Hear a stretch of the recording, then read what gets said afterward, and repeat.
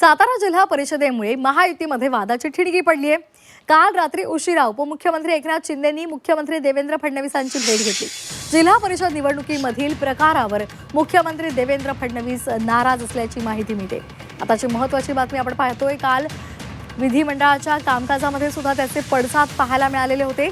सातारा जिल्हा परिषदेमुळे महायुतीमध्ये वादाची ठिणगी पडली आहे। काल रात्री उशिरा उपमुख्यमंत्री एकनाथ शिंदे यांनी देवेंद्र फडणवीसांची भेट घेतली आणि यामध्ये या निवडणुकीतल्या प्रकारावर मुख्यमंत्र्यांनी सुद्धा नाराजी व्यक्त केली आहे।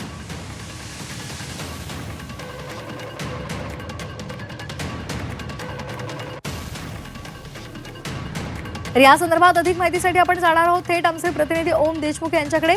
ओम, नेमकं या भेटीमध्ये काय घडलं? श्वेता, आपण पाहिलं असेल काल विधिमंडळाचं पूर्ण कामकाज हे सातारा जिल्हा परिषद निवडणुकीवरतीच केंद्रित झालं होतं। मंत्र्यांनी भाजपच्या मंत्र्यांवर आणि एकंदर प्रशासनावर केलेल्या आरोपानंतर स्वतः मुख्यमंत्र्यांनी या संदर्भात नाराजी व्यक्त केल्याची माहिती आपल्याला विश्वसनीय सूत्रांकडून कळते। या सगळ्या प्रकरणानंतर राज्याचे उपमुख्यमंत्री एकनाथ शिंदे यांनी काल रात्री उशिरा मुख्यमंत्र्यांची वर्षा या निवासस्थानी भेट घेतली आणि या भेटीमध्ये मुख्यमंत्र्यांकडून या सगळ्या प्रकरणावरती तीव्र नाराजी व्यक्त करण्यात आलेली आहे।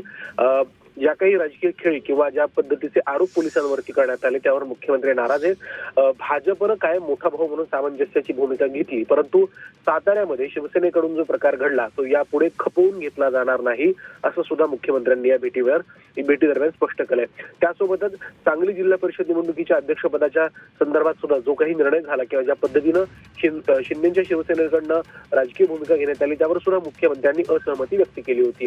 कालचा जर दिवस आपण पाहिला तर मुख्यमंत्र्यांच्या आणि एकनाथ शिंदे यांच्या स्वतंत्र बैठका आपापल्या मंत्र्यांसोबत या संदर्भात वादविवादाच्या अनुषंगाने झाल्या होत्या आणि एकंदर शिवसेनेकडनं जे आरोप करण्यात आले होते त्यावर सुद्धा भाजपनं सातत्यानं प्रत्युत्तर दिलं आपल्याला पाहायला मिळालं।